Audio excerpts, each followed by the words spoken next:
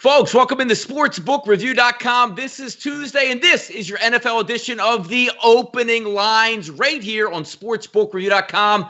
Had a great show last night. Kyle stayed on the air, watched a couple football games, and now we're ready to turn the page and get our engines fired up for Week 5. A really good show. We have a very special guest here today coming on the show with us. I'm Donnie Rightside. He's Kyle Purviance, and also Dave Mason on the phone from BetOnline to get that bookmaker's perspective on Week 5. I'm excited for the show, Kyle. It is a big week coming up here. We know the players of these games. Now we just got to find out some of these winners.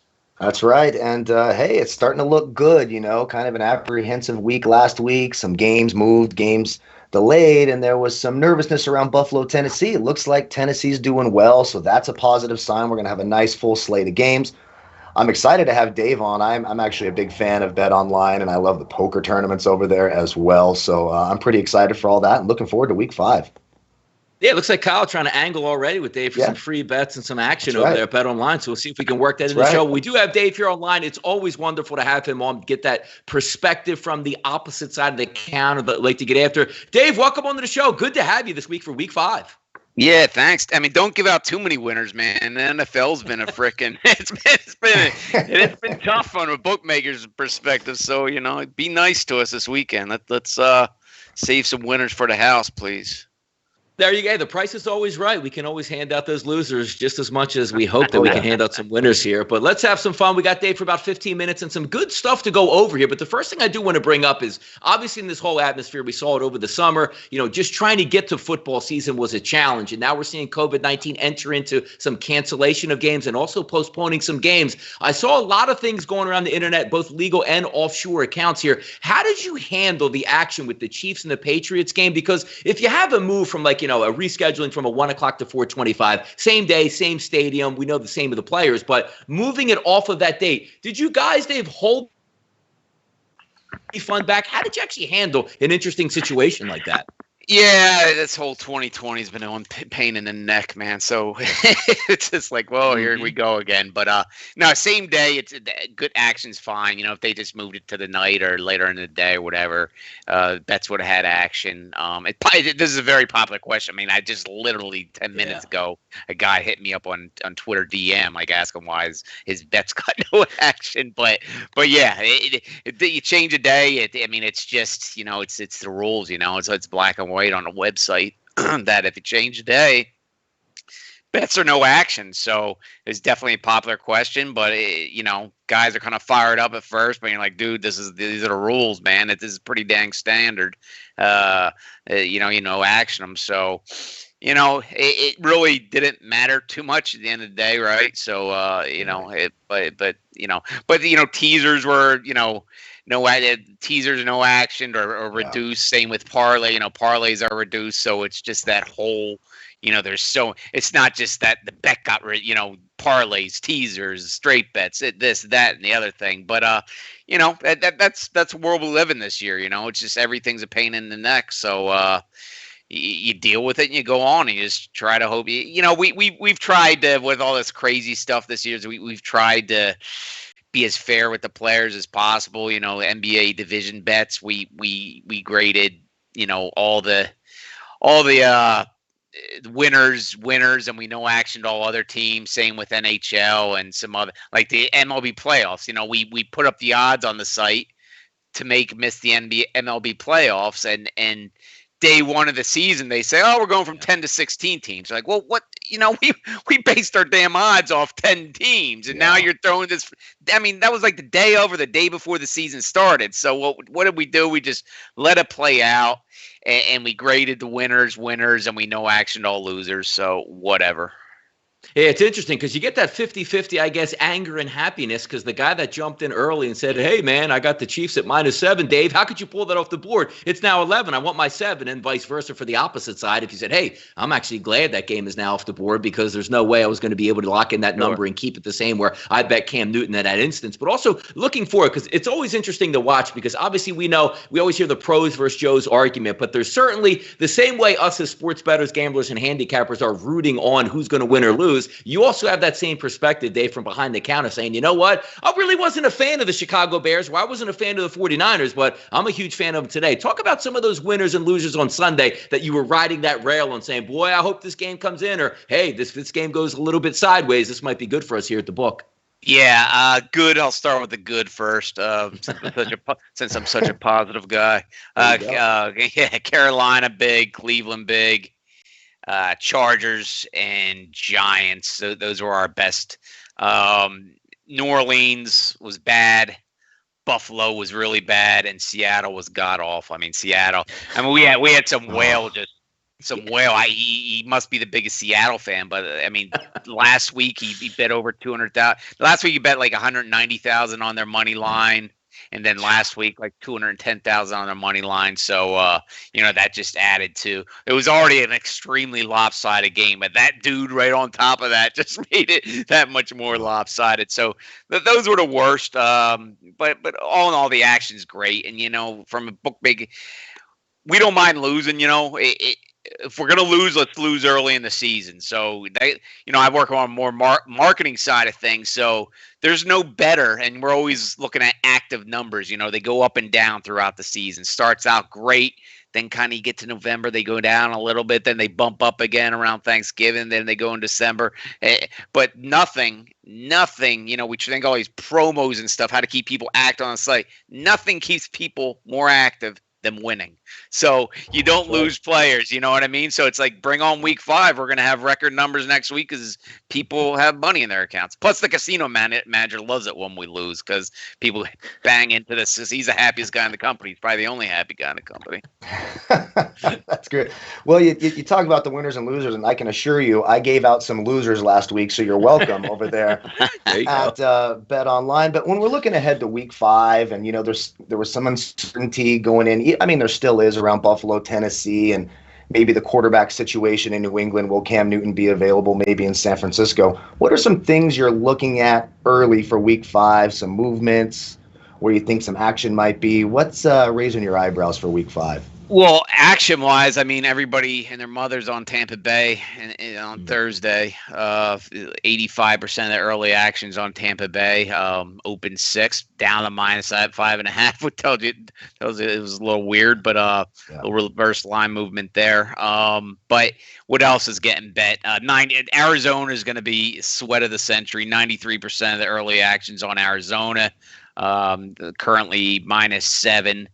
At the Jets. What else here? What are the big one? Dallas, they're getting bet, believe it or not. But they're playing the Giants. That's why 70% of the early bettors are on Dallas -9.5. Biggest moves, let's see.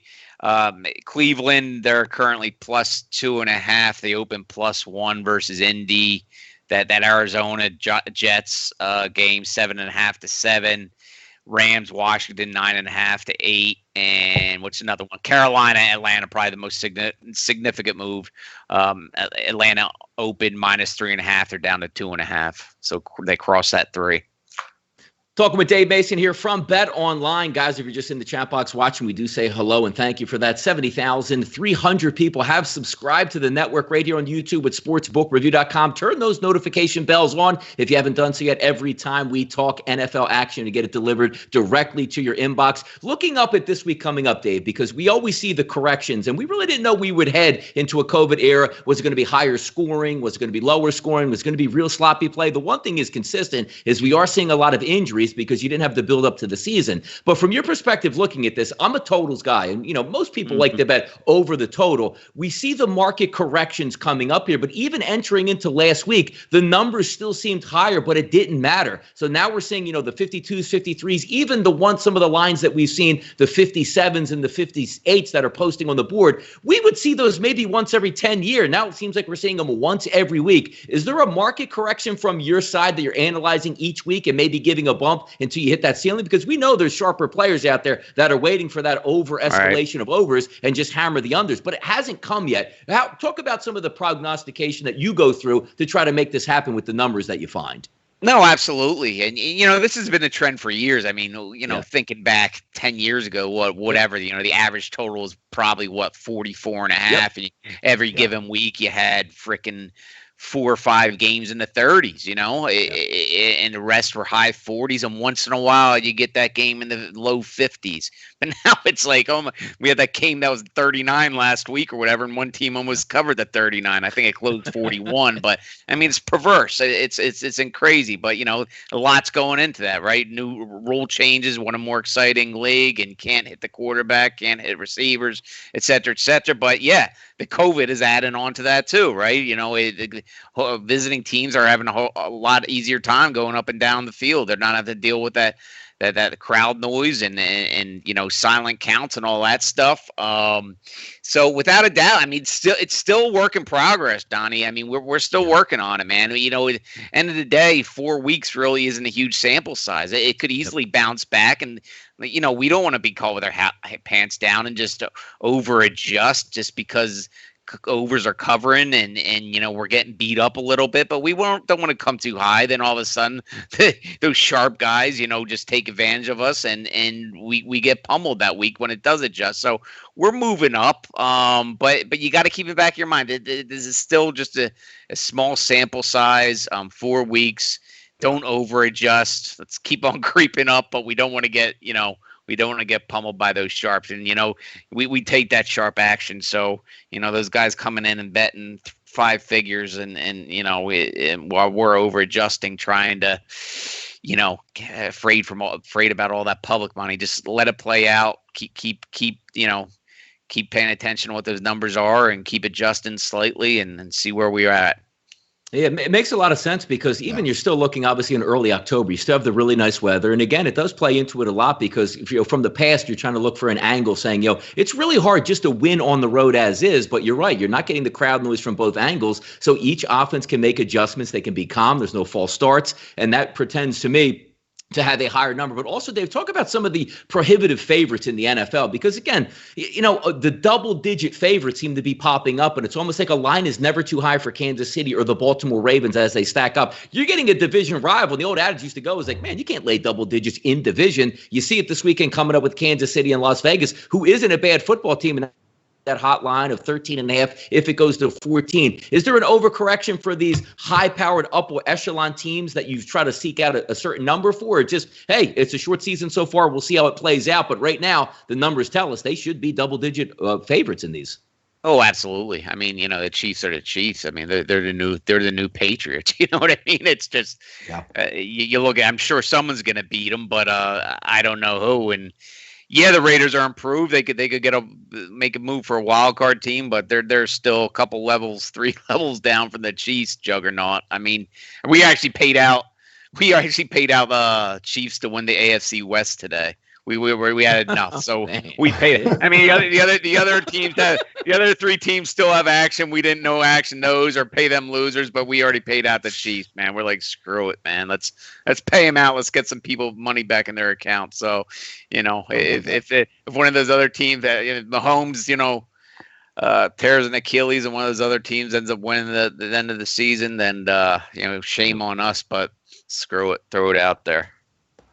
I love that. And that's why I love BetOnline as I angle for my free credits over there at BetOnline. But you mentioned the Cardinals, a lot of money coming in on the Cardinals right now. Are there some other games where you're like, look, I think the public's going to be so heavy on this side. We are rooting for this to happen. And maybe a couple things. Second question. What are some things you're offering over at BetOnline to kind of bring people in for newcomers, some promos maybe that's going on that you want to let everybody know about? Well, I mean, just looking at this board, I mean, I shared some of the percentages, but that only tells half the story. Then you throw these damn teasers on top of that, and this is a teaser happy weekend. Cardinals -7. Everybody loves teasing that from the 8 to 6.5 point range, 8 to 6 point range. They love teasing down through the 3, and they're only giving a point and a half, whatever. I mean, the Cardinals -7. That everybody's going to be teasing that. Rams against the football team -8. That's going to be involved in every dang teaser on planet Earth. Seahawks Vikings -7. Teaser. Those 3. I mean, those 3 are.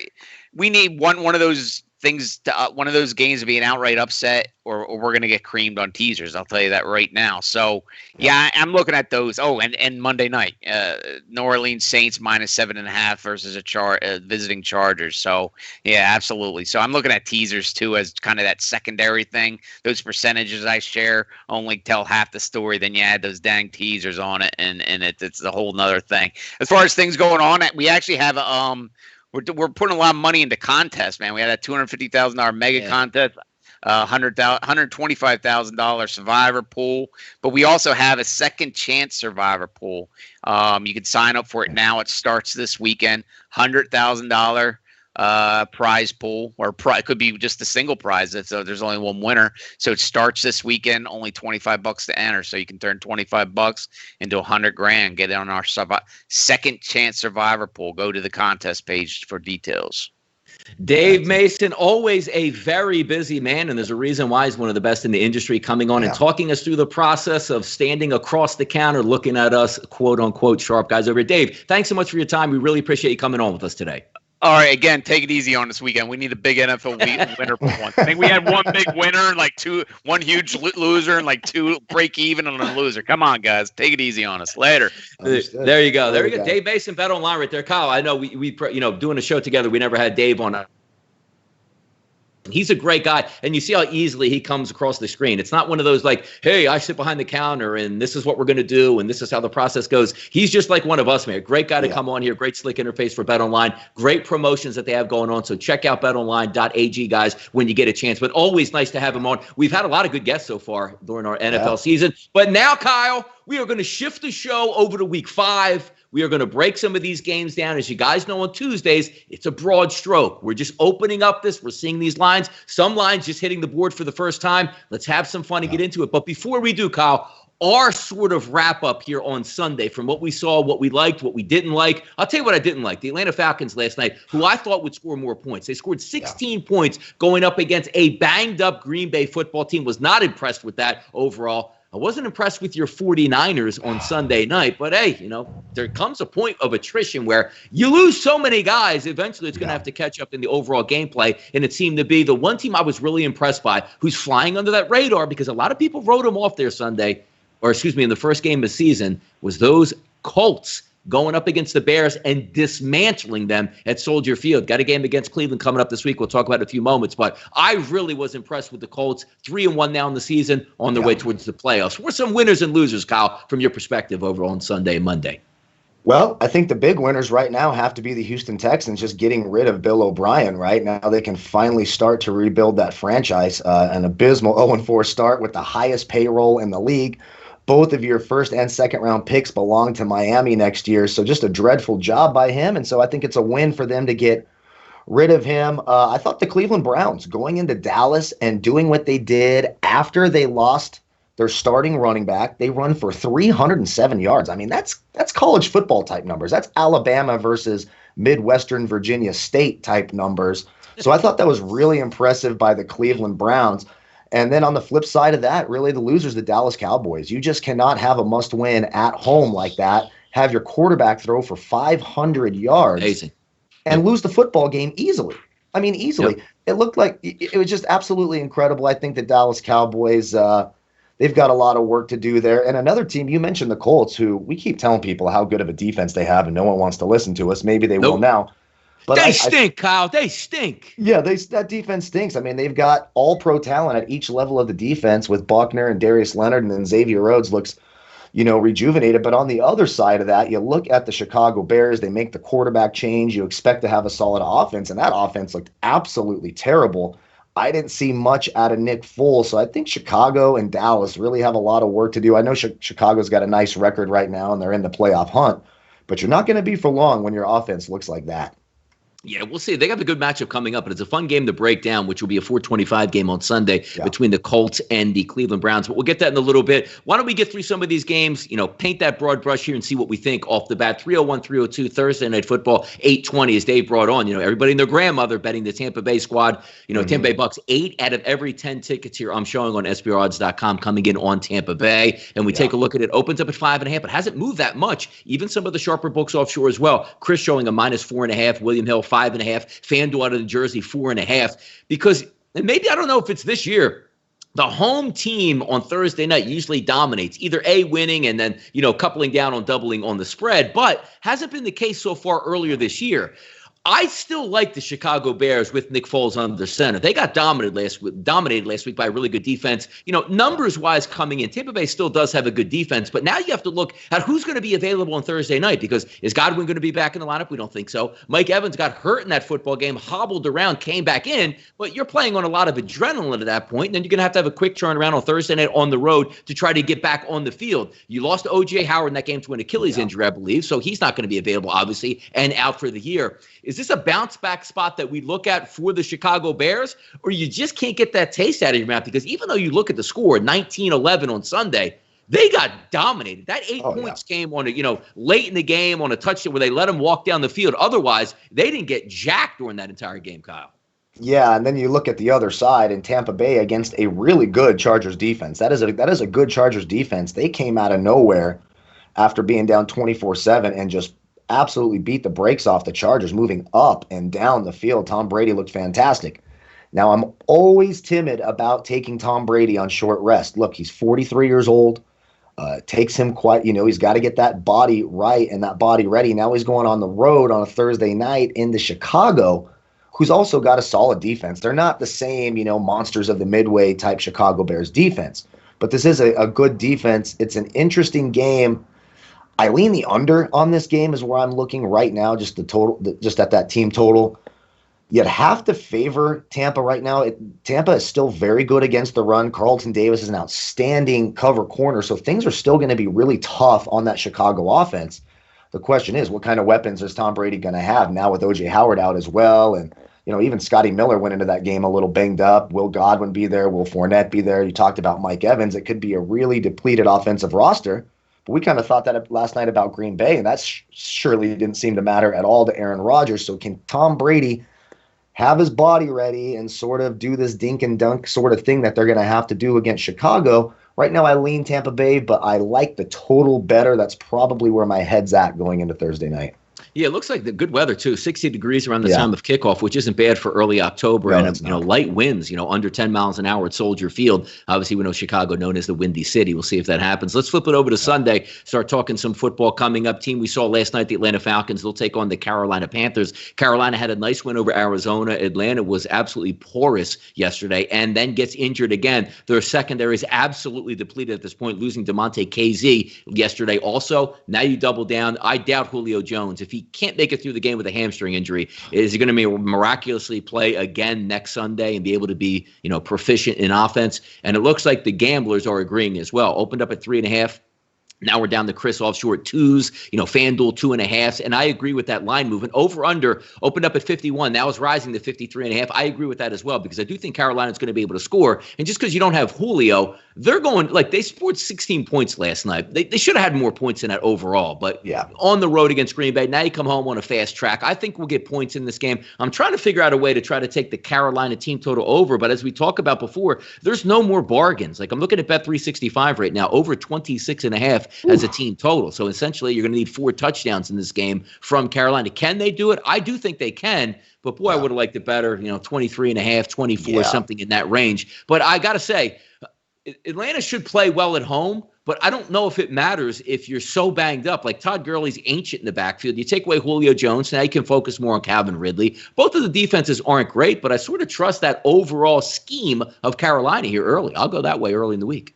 Yeah, and Calvin Ridley's sort of banged up. You saw him last night. Didn't really look great. 5 targets, didn't have a single catch. Matt Ryan did miss him later in that game near the end zone, just got rid of the ball late as they were trying to make that a 1-score game late. Yeah. I just don't know if I can bet on Atlanta anymore. I just don't trust that team. That defense is absolutely terrible. They can't stop anyone. I mean, look what Aaron Rodgers did. Robert Tonyan looked like an all-star last night. I mean, just an abysmal defense in Atlanta. I think right now I'm leaning Carolina to win this game outright. So, as much as I don't like, at least they're a road underdog, and it feels like a trap because Atlanta looks so bad, but you're coming off a late Monday night game. Your defense is just banged up. Julio Jones, Calvin Ridley, both a little banged up. You mentioned Todd Gurley, not the same. I do think Todd Gurley has a nice game next week. They need to rely on him against that porous Carolina run defense. But right now, I'm leaning Carolina. I just think they have better weapons right now, healthier weapons anyway, on the outside with Moore, Samuel, Robbie Anderson. I don't know how they're going to guard any of them. And Teddy Bridgewater, I think, looks pretty good so far with his new team. I'm leaning Carolina early in the week. 453, 454, 1 o'clock game. Just saw Kansas City last night with a nice convincing victory over the Patriots. But when you really dig into that game, how convincing actually was it? Because when you take a look at the final score, it looks like a blowout. But there were some key plays in that game. And Brian Hoyer just playing awful football inside the red zone, some interceptions going the other way. So that game was a little bit more lopsided than the gameplay itself. We'll see how that plays out this week because the public only really looks at that final score and says, hey, New England, they blew them out. What are they going to do to the Las Vegas Raiders? Line goes from 12 to 13.5. I actually like the points here with the Las Vegas Raiders. I do. Even though I'm not a huge fan, I think they're going to be able to go counter against Kansas City. What I mean by that is they have the ability to score. You saw last night the New England Patriots couldn't score. Now, do the Patriots have a better defensive scheme? Absolutely they do. But the one Achilles heel that you might be able to get after is running the football, and you have a really good running back for the Las Vegas Raiders. You have a good tight end in Waller, obviously. Maybe get Henry Ruggs back in this game to add that deep threat. Early in the week, I like the 13.5 here in a division battle between Kansas City and the Vegas Raiders. Yeah, I wish that I hadn't looked at last year's results in these games, 40-9 and 28-10. I was kind of remembering the year before when they had some of these shootouts between these two teams. But I think right now, I do think the Raiders, I'm probably even guilty of this too, kind of been underrating this team a little bit. Now, the last couple of weeks, we've hit our bets against them with New England and Buffalo, and I'm grateful for that. But I honestly, we've seen Kansas City now not look great against two sort of non-explosive offenses in the Chargers and the Patriots. The Raiders offense, even, they were banged up last week, still didn't look anemic against Buffalo, who's a very good defense. So I think early in the week, I'm taking the Raiders to cover right now. And if it gets lower, if it gets to 11 or 10, if some money starts coming in on the Raiders, maybe I'll change my mind. But right now, early in the week, that 13 number is just too big. I like the Raiders. Yeah, again, we would normally spend some time on here, just keep it in rotation, 455, 456, Denver and New England. We don't know who the quarterback's going to be in either one of those football games, so we'll skip on that, and Thursday be able to hit that once we get a better read, because I believe Cam Newton could be eligible to get back to practice by Thursday, so we might get a feeler in that game, and then Denver if Drew Lock is able to play in that football game, or whoever they actually go up against. But that'll be a tough one to read as the week goes on. We'll save that for Thursday, maybe even on Sunday show once we get a clear picture. 457, 458, the Rams and the Washington Redskins, or should we say the Deadskins? They might as well just change their name from the football team to the Deadskins because they are horrendous. And here's a point that comes in here. I like Ron Rivera. He's a good guy, man. And he had some really good years down in Carolina. He has a tall task in turning around that Washington football team. But the one thing I don't understand is, like, we're finding, like, the Oakland or the Las Vegas Raiders for going out to country clubs and having fundraisers. We're finding coaches for not having masks.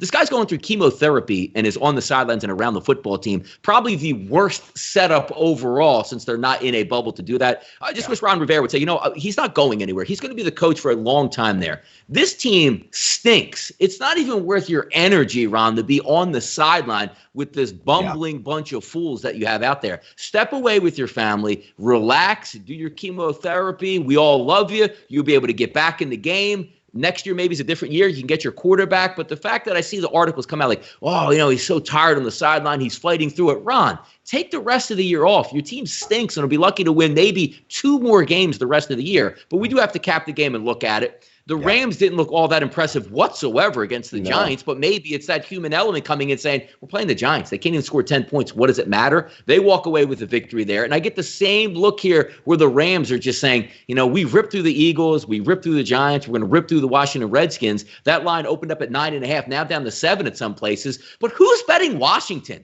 Washington is abysmal, the least talented offense in the entire National Football League. Like, who is betting them? I don't know, but maybe somebody is. Yeah, I can't. I won't be. The Rams, you're right. They look terrible against a Giants team who is much weaker defensively than Washington. Washington is not a terrible defense. They actually have a pretty solid defense. Now you've got, we got a 3-run bomb in that Braves game. Now you've got the Rams, who were on the East Coast for 2 weeks, then went back home for 1 game, and now they're going back to the East Coast again to play Washington. And they just looked terrible against the Giants. These sorts of things happen to these teams, especially after long 2-week road trip. I think LA gets back on track this week. Hopefully they get Darrell Henderson a little bit more involved. You got to go with the Rams here. I don't love the 8 or the 7.5. Dave kind of mentioned this, buying some points, and I'd probably buy it down to 6.5 just to make myself feel better about it, because I can see the Rams winning by double digits. Sure, Washington is terrible, and you make great points about Ron Rivera. I mean, Riverboat Ron, man, we all love you no matter where you go. Yeah, take it easy, man. Just Team take it stinks. You're easy. still going to get paid. Yeah. Exactly, man. Don't you tell the owner, you know what? I'm not coming back until you pick out a damn name. All right? Can I actually coach a team with the name, please? Like, this is ridiculous. I'm battling cancer, and you guys can't give the team a name. Absolutely ridiculous. But I got the Rams right now. I do think the Washington defense is tough, so I'm not poo-pooing all over Washington. I've been really happy with their effort as a team. They're going to fight for your dollar. There's no doubt about that. They just don't have the talent. Rams supremely talented. I think they win this game by a touchdown or more. Yeah, and it's one of those games where you take a look at first half. Like, you'd be really surprised if Washington competes in that game overall for, a victory. Yeah. But if you're going to cover the spread for the Los Angeles Rams at -7.5, you're probably going to be able to cover that first half. So that's one I would probably mark down early in the week, saying Washington has nothing. Again, I preach it. Half of a wide receiver, no tight ends, no offensive line, no running backs, no quarterback. Good luck in that one. Let's keep it moving here. 459, 460. Jacksonville and Houston. Gardner Minshew and Watson going up against each other. And a freed Deshaun Watson from that ball and chain known as Bill O'Brien. You should get points in this game. Over-under is 54. Jacksonville is horrendous on defense. They have a quarterback that can move the football down the field. Houston is horrendous on defense. They have a quarterback that can get the football down the field. I like points in early. So yeah, I like points. I don't know if I can give Houston 6 points. That makes me a little bit nervous. Both these teams cannot stop the run. I mean, they are absolutely we saw what Dalvin Cook did to Houston and what Joe Mixon did to Jacksonville. My goodness. It's tough. Like, I think I'm with you. I'm going the total. It looks like a ton of the money right now is coming in on Houston. I don't trust them enough to give them 6. Probably just a game where I'm looking at the totals and going the over, because I do think there's a lot of points. It's Romeo Crennel taking over for Bill O'Brien, so how much do I really trust that? That's an ugly one for me. I like the running backs in terms of fantasy football this week. Play both the running backs, Johnson and James Robinson, but right now I like the points. I'm with you. Take the over on the points. Everything else, I'm going to have to wait and see what happens the rest of the week.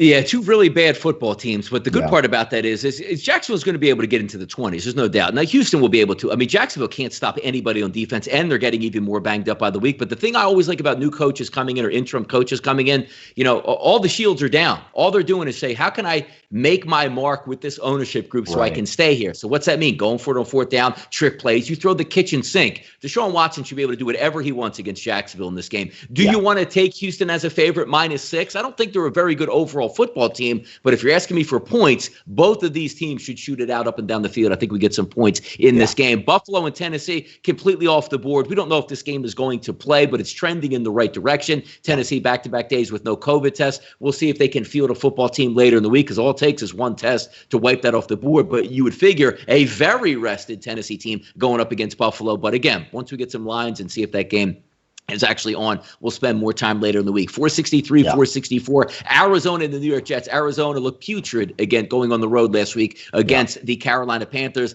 But they do get sort of a layup this week going up against the Jets. Not to say the Jets won't play hard, and we don't even know if Sam Darnold's going to give it a go in this football game, which means Joe Flacco might go up against Arizona in this one, which would be an utter disaster. But 7, I think, still is a little bit too steep looking earlier in the week. But we know the Jets will self-destruct. Yeah, the Jets will play hard, but to get 5 personal fouls, which enable you to keep your drives alive and stack up some points. I look at the over-under is 47, because I do think, again, it's hard, though, because if Darnold's going to play, I still think they are going to be able to score points against Arizona. But until I know the depth of his sprained shoulder, the last thing I want to go into a game is, hey, I'm going to take a team with a quarterback with a sprained shoulder that's one hit from being out of this game again.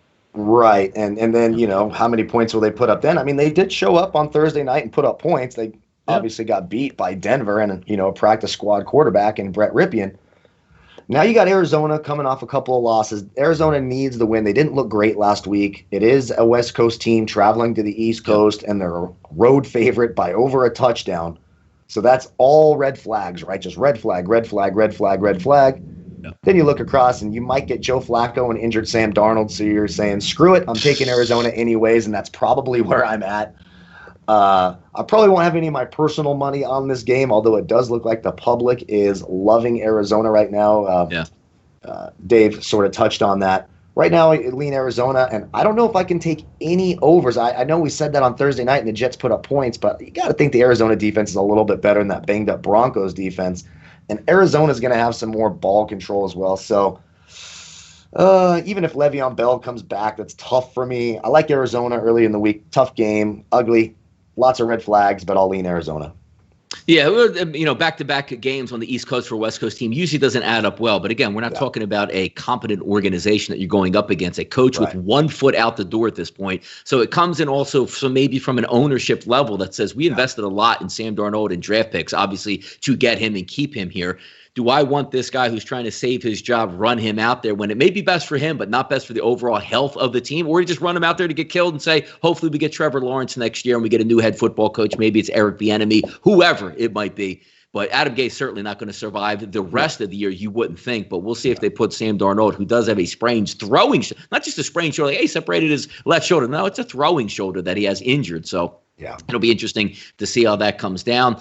Looking at the chat box out here, yes, Joseph Gomez says, Joe Flacco, oh, Lord, somebody find Brian Greasy. It's right. Ryan Johnson, hey, Carolina, a lock against the Falcons. I don't know anybody's a lock, especially a road team. But, I can't convince you to say, hey, you should put your money on the Atlanta Falcons at this point from everything that we have seen. Let's keep moving. 1 o'clock on Sunday, 465, 466. Philadelphia and Pittsburgh. Carson Wentz and those first place NFC East Philadelphia Eagles invade Pittsburgh. Got some big news from our governor in Pittsburgh, our governor in Pennsylvania. Thank you. You're allowing 7,500 people at the game. Oh, great. That's, fantastic. Should be a rousing atmosphere out there. Yeah, exactly. Steel City, everybody at the mill will be down at the game. We'll be drinking Iron City beer and, bringing our hard hats down to see what happens. But Carson Wentz heading into this football game, I didn't believe in the Eagles last week. So just because they beat a banged up 49ers team who really gifted that game to the Eagles in a lot of ways where they could have put their lights out, weren't able to do it. Bad interceptions, really bad play by Nick Mullins. But now you look at this game, you're coming up against Pittsburgh. It's a little different beast because you went from flying out to the West Coast to play a team as banged up, if not more banged up than yourself, with a, Nick Mullins, who I thought would be put on a better performance than he did. But now you're getting a Hall of Famer in Ben Roethlisberger. He's rested. A very good offensive line for the Pittsburgh Steelers. Now you have those running backs that were banged up early in the year like James Conner. He's rested and ready. You have a really good set of wide receivers for Pittsburgh. And, there's that thing called the Pittsburgh Steelers defense on the other side with T.J. Watt and the boys that can really get after the quarterback, going up against an offensive line that's probably going to have Drilla Mailata, who did play well last week, the young rugby kid from Australia. But now you're going up against a different animal. This isn't just, shirts that we're looking at with, numbers and just different guys. You're going up against a pedigree opponent. But again, that line sits at 7, and some 7.5s are showing up across the board here. Yeah, I like Pittsburgh, and if the 7 number makes you nervous, buy a half point, make it 6.5, and make it a touchdown game. But even if you watch that 49er Eagles game, Eric Armstead was running wild through that offensive line. He just wasn't necessarily making the play every time. The blitz was sort of effective, which the 49ers don't do all that often. It was just a gift from Nick Mullins, plain and simple, a gift from Nick Mullins, and a bad decision to try that onside kick. At the end of that game, instead of just kicking it through the back of the end zone, then you would have really had a shot. I mean, they were only 20 yards out. C.J. Beathard came in. I like the Steelers quite a bit. I just think the defense is too good.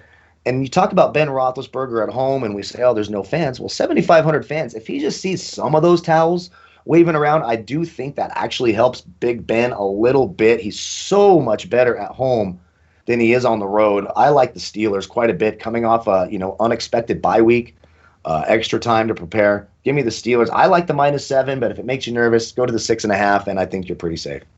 Yeah, Steelers playing a little bit, more for the season than the Philadelphia Eagles at this point, because you get the same feeling of last year in the NFC East when you headed down the last 5 games. It was between the Eagles and Dallas, and nobody really cared because it only mattered between the Dallas Cowboys and the Philadelphia Eagles game, which was in Philadelphia late in the season. You get a feeling like this where the Eagles say, all right, thank goodness we got the win. We're actually sitting here in first place. Now you're going to go in and play the Pittsburgh Steelers, followed by the Baltimore Ravens. It's not so bad, even if you drop both of those games, because you would still be within striking distance of the NFC East if some of the NFC East actually wanted to win any football games this weekend. So I do think you take that deep breath, but you're going to get a rested team. Might be different last week if you had Pittsburgh go down and play Tennessee. Maybe they got injuries. Maybe they were tired. But they are rested and ready. And this isn't a COVID situation for the Pittsburgh Steelers like Tennessee. Like, well, hey, Donnie, they didn't practice. They weren't able to meet up. They can't get into the facility till Wednesday. There were no limits for them. They were able to practice, get healthy, lift weights, watch film together, hang out, and say, hey, the Eagles played on Sunday Night Football. And now they're going to have to come back home and then travel to Pittsburgh. Should be a tall task for the Eagles. We'll see how they do this weekend. Excuse me, 467, 468, Cincinnati and Baltimore. Another monster line here. Talked about it with Dave Mason. Take a look at these upper echelon AFC teams. Baltimore Ravens, 13.5. Hey, guess what? Taking a look at this game, 13s, 13.5s across the board. It's hard to go up against these front runners because, excuse me, the one problem I have with Cincinnati, it's not so much that Joe Burrow can't play. He's very good. The offense moved the football. They went up and down the field against the Jacksonville Jaguars. This will be a little bit better, different defense. But it's the opposite side of the field. It's the Cincinnati defense. I don't think can stop the Baltimore Ravens, Kyle. They shouldn't be able to. No, I will say this. The Cincinnati defense has been much better than I thought they would be. I thought they would be, the worst defense in the league. I would say the Bengals defense right now is better than the Dallas Cowboys defense. I'm not even joking about that. Cincinnati's actually been pretty. Who could be worse, right? Which you just didn't think you would say before, the season started. It's a big number, and Joe Burrow has proven that he will backdoor cover you. He's done it to me twice this year, so I am scared to death of that number. I'm happy that it's at 13 and not 14, if that makes any sense. You got to lean Baltimore right now at home. They're just definitely the more talented team, but Joe Burrow makes me nervous, and that Baltimore defense has not been as dominant as we expected. They've actually been pretty vulnerable against opposing quarterbacks. We saw what the Chiefs offense did to Baltimore, and then we saw what the Chiefs offense kind of looked like last night against New England. So it's not this same sort of dominant defense. Man, it's tough. It's tough for me. I guess right now, just because Joe Burrow has raw dogged me twice now, I'm leaning the Bengals to cover. But I don't feel great about it. I probably won't have any of my actual money on this game, but I think I'll lean the Bengals to cover the 13. Maybe they lose by 10. I'm thinking like a 30-20 Baltimore win here. Yeah, they played two depleted football teams the last 2 weeks, Cincinnati. We'll see if it holds up. But again, we're not picking winners and losers. We're picking against the spread. So pretty easy to say, they got no shot. 14 points. I understand that. But you're right. When you take a look at the end of the football game, you have some weapons. Joe Mixon has been really good this year. Gio Bernard is a great third down satellite back. Joe Burrow has played very good at quarterback. He's got weapons at wide receiver. So if that game is at 14 and the game is 40-20 in the last 2 minutes, Burrow will probably be able to move them down the field and score a touchdown. He's at least been able to do that in the past couple of games, and he looked good. Look, Jacksonville stinks, but he still looked good. And that interception in the end zone was not his fault. That was an outrageous play by the linebacker for Jacksonville. So you can't even fault him on that, saying, well, he threw a red zone pick. It was an ill-advised throw. It really wasn't an ill-advised throw. It was an amazing play that they had. Let's keep going down.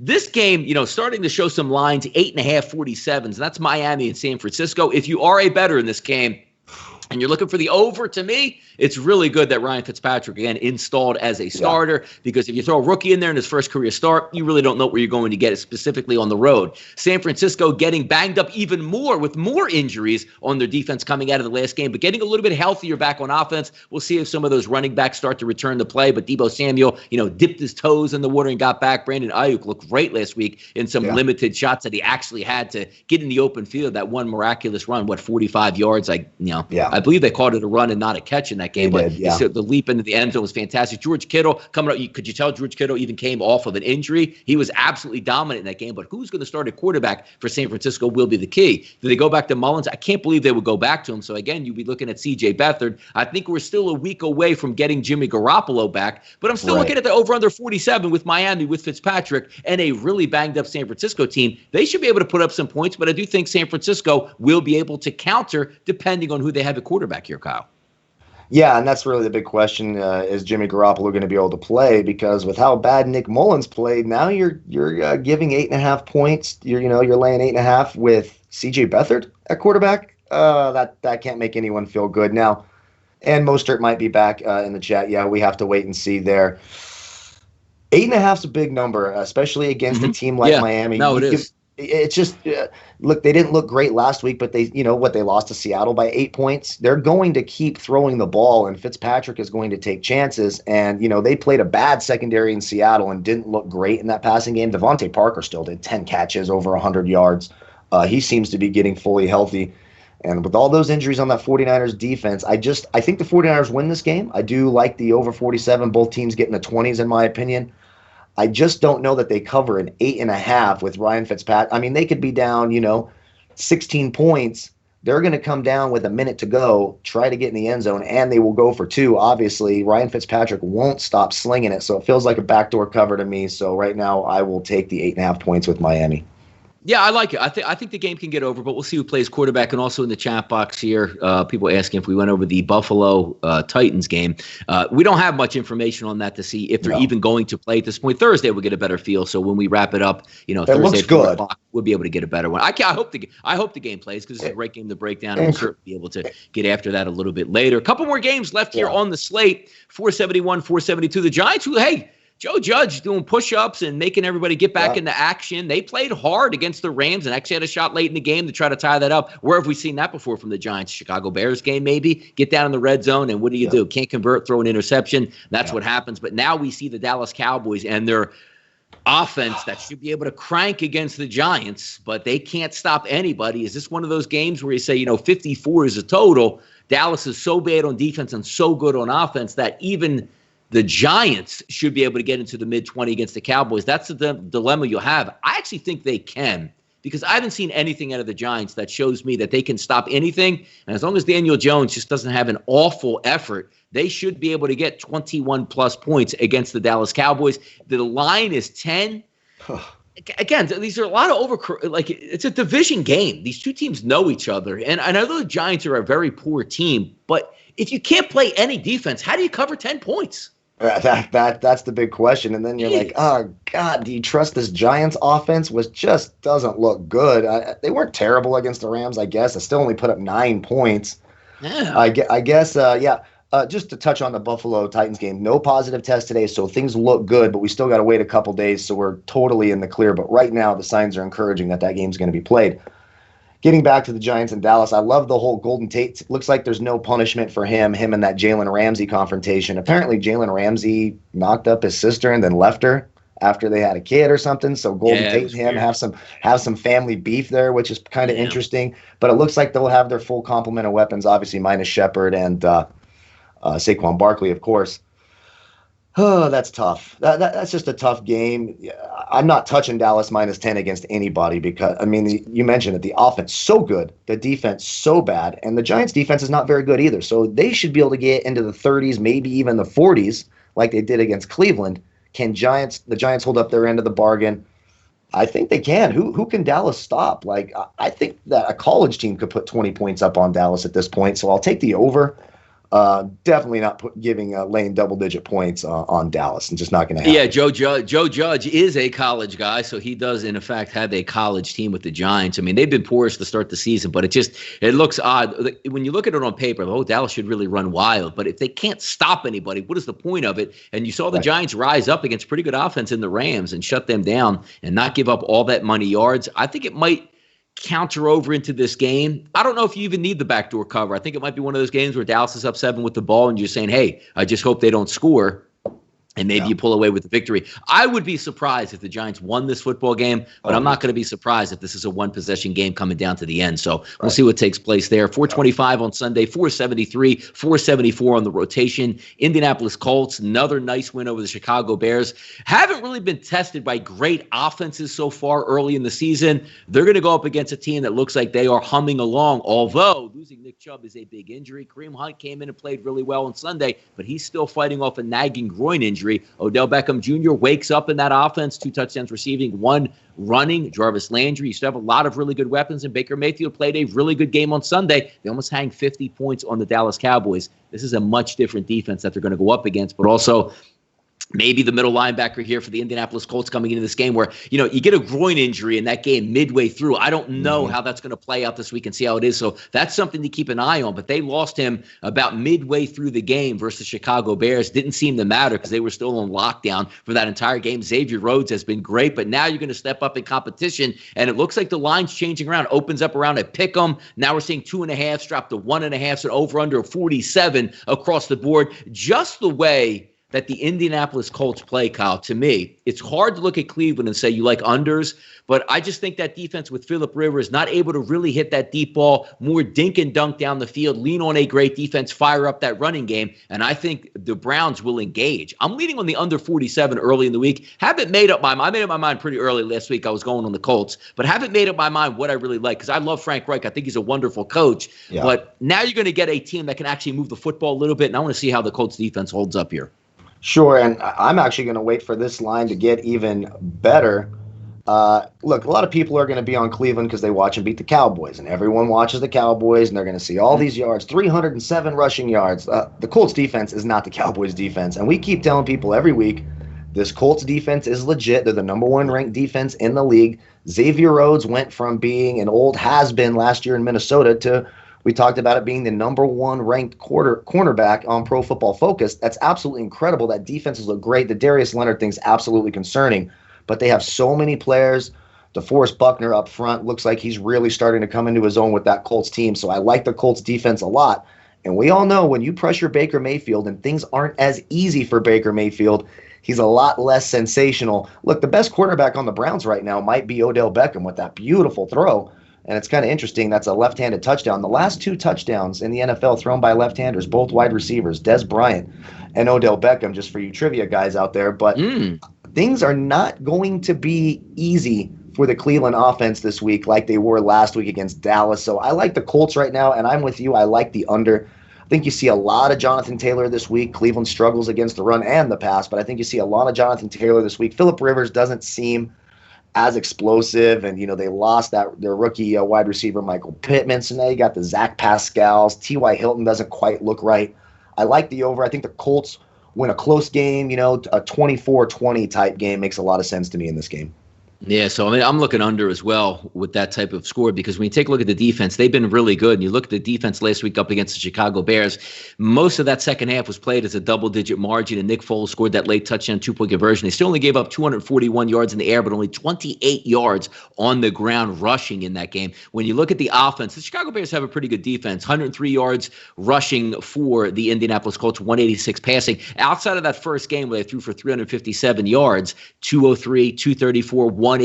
So it's not an explosive offense. And if you don't have explosion plays and you're playing with a really good defense, which Indianapolis has, I just look for more of if the Indianapolis Colts score, Kyle, what do we have? 9 plays, 10-play drive, 7 minutes off the clock. You kick a field goal, that under is going to be in pretty good shape. So that's the way I'm leaning in that game. But a good game to watch.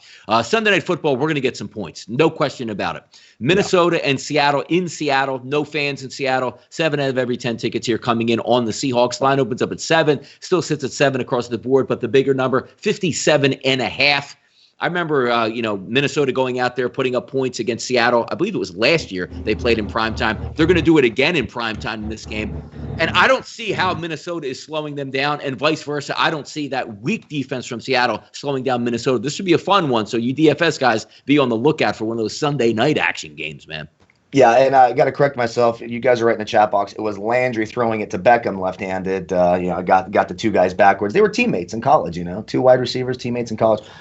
Irregardless, yeah, this Sunday night game, I like Seattle quite a bit. Now, it's always tough with Russell Wilson. We talk about this all the time. It's usually a very close game when it comes to Russell Wilson. Minnesota's offense kind of got off the schneid. They're looking at they played a bad secondary last week in Houston. Might be even a worse secondary here in Seattle. It really depends if Jamal Adams is going to be ready to play with that groin injury. There's going to be points in this game. Seattle at home, when it's at 7, I would probably buy the half point here and go to 6.5. And I'm usually not big on that with Russell Wilson. I like it to be even smaller because there's so many close games that he's a part of. But that Minnesota defense is going to really struggle with Tyler Lockett and DK Metcalf and Chris Carson and Russell Wilson. I like Seattle by a touchdown in this game. Should be a lot of points. Should be a fun game to watch. I'm actually really looking forward to watching that game. Like the over, even though it's a big number. God, what is it, 57? 57 and a half? It's some a big rain number. in the forecast, too, up in Seattle. So we'll see, yeah. So as this week goes on, I might start leaning more the under. We'll have to see. There's always rain in the forecast. My sister lives up there, and it's always rain in the forecast in Seattle. So maybe I start leaning the under there, but I do like Seattle by a touchdown. The 7.5s kind of scare me away on Pinnacle there, but if I can get a 6.5, I'll take it. Yeah, I mean, Russ is like Mariano Rivera as a closer. And what I mean by that for a football closer is if Seattle gets the ball, let's just say, and this is how the game probably is going to play out, right? Let's go 30-27 is the score in the fourth quarter, and Seattle has the football up 3 with 4 minutes on the clock on their own 25. Turn the TV off.